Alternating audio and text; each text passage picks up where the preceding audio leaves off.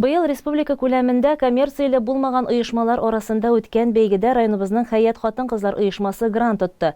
Бәйгегә Мәхәббәт аша тәрбия бишек җыры проекты тәкъдим ителеп, Саба урта мәктәбендә аның финалы булды.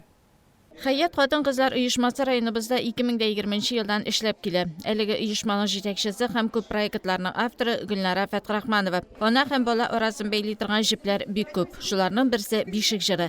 Сабый бала үскән гаиләдә бишек җыры яңгырый икән, үзара мөнәсәбәтләр тагын да җылына. Районыбызда эшләп килүче коммерцияле булмаган Хәят оешмасы әлеге мәсьәләне көн үзәгенә алып, коммерцияле булмаган оешмалар арасында үткән бәйгегә гариза тапшырган. Мәхәббәт аша тәрбия бишек җыры проектының финалына килеп җиткәнче озын юл үтәргә, күп эшләр башкарырга туры килгән. Сегодня вы присутствуете на финальном мероприятии нашего грантового проекта победителя «Воспитание любой колыбельной песни» Мәхәббәт аша тәрбия бишек җыры. Ул безнең республиканский грантка лайык булды. Мы победили в первом конкурсе, на который подали заявку, первое участие, первая победа. В рамках этого гранта мы передаем дошкольным учреждениям, все дошкольные учреждения, даже где только 3 детей, колыбельки с комплектом кукол. Колыбельки для нас производили творческая компания «Карлес». И куклы для нас производила самозанятый художник нашего района Эльвира Галиева. Изначально нашим проектом мы хотели показать красоту нашего Сабинского района, потому что плетеные изделия – это в первую очередь как бы марка нашего района. А вторая наша цель – в нашей команде очень много самозанятых девушек, и нам хотелось через рамки различных грантов, через конкурсов, нам хотелось помогать им реализовывать их продукцию. Таким образом, вот в рамках этого проекта наша самозанятая получила заказ на 112 тысяч рублей и изготовил для нас 45 кукол. 44 у нас, получается, куклы уходят в детские сады, и одна остается в нашей команде «Хаят» для проведения уже дальнейших проектов, каких-то встреч. Вот такой красивый проект. Бәйрәмдә мәртәбәле кунаклар да катнашты. Башта алар файдагы кул эшләре һәм рәсемнәр күргәзмәсе белән танышты. Бәйрәмне башлагач сүз Саба районы башлыгы урынбасары Расих Закирҗановка бирелде. Ул мондый бәйгеләрнең кирәклегенә, гореф-гадәтләрнең буыннардан буыннарга тапшырылырга тиешлегенә басым ясады. Өйләрдә бишек җыры яңгырасын өчен күп әйбер дә кирәк түгел.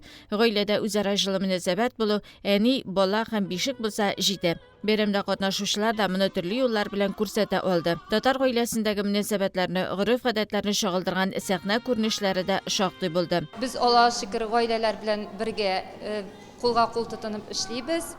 Гаиләдә дә тәрбия алып барына, балалар бакчасында да, һәм менә без үзебезнең чыгышларыбызда балаларның тәрбиясен күрсәтәбез инде. Балаларга бишектә тәрбия бирелде, бишеккә салабыз, без үзебездә бишеккә салабыз тордык балаларны. Хәзерге вакытта да хәзер бит инде бишекләрнең төрлесе бар. Заман таләпләренә туры китереп эшләнелгән. Һәм бишектә балаларны тәрбиялиләр дип уйлыйм, мин бишеккә салып тирбәтәләр. Проектка ярдәм итүчеләр арасында Саба районының мәгариф бүлеге, Туган авылым туристик комплексы җитәкчесе Радик Абдрахманов һәм башкалар бар. Хәят оешмасы белән тыгыз элемтәдә яшәүче, әлеге проектка иң беренчеләрдән булып мәгълүмати ярдәм иткән Татарстанның атказанган артисткасы Айгөл Бариева үзе дә бәйрәмдә катнашты, балалар белән чыгыш ясады.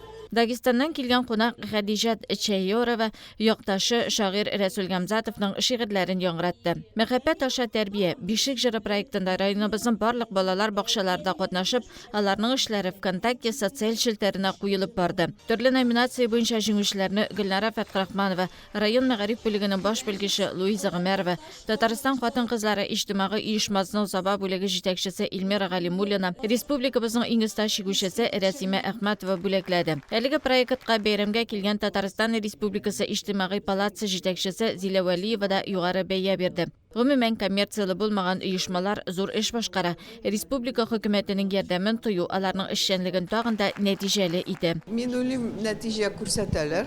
Һичшиксез. Чөнки без менә коммерцияле булмаган оешмаларның Россия күләмендә бәйгесе бар, рейтинг.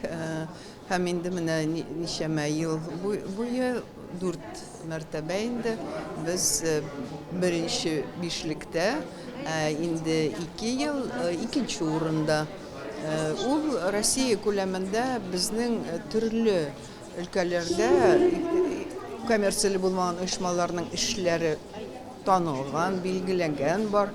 һәм зур өлешлеләре дә бар. Алай да менә шулар арасында безнең оешмалар шундый бәйгедә матур эшләре нәтиҗәләре өчен шушындый зур урын алып торалар дип уйлыйм мин.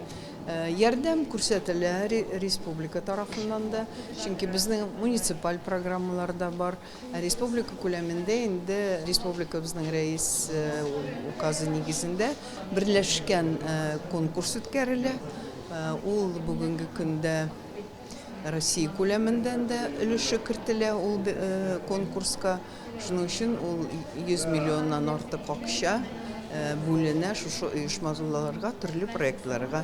Мин уйлыйм инде алладагы елга, Алла берсә, аеруча игътибар булыр шушы гаиләне ныгыту, тәрбияне үстерү һәм яшьләр гаиләсенә карата проектларга аеруча игътибар булыр. Чөнки киләчәк ел шундый безнең Путин президенты указы нигезендә гаилә елы дип игълан ителде. Бүгеннән инде республика планнар төзи.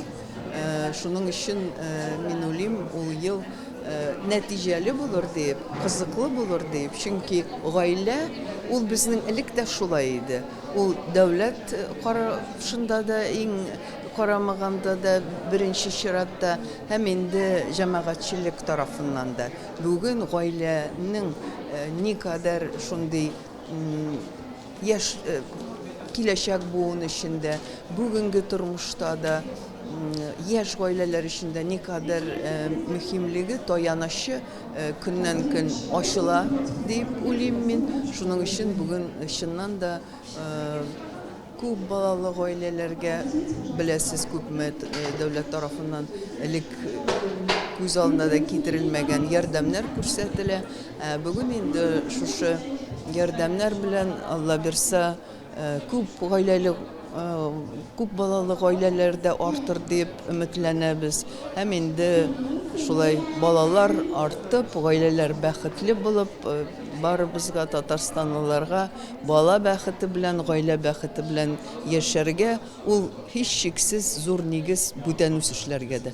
Бәйрәмнең ахыры тагында сөйнешле булды. Райондагы 44 балалар бакчасына да бишек бүләк ителде. Бишеккә салынган сөйкемле курчаклар Сатыш авылында яшәүче үзмәшгуль Эльвира Галиеваның иҗат җимешләре иде. Хәят коммерцияле булмаган оешмасы әлеге бәйрәмдә үзләре башкарган эшне матур итеп тамашачыларга тәкъдим итә алды. Ә инде ахыргы нәтиҗә балалар бакчасына йөрүче сапыйлар бишекне дә, бишек җырының да ни икәнен белеп үсәчәкләр. Иң мөһиме шул.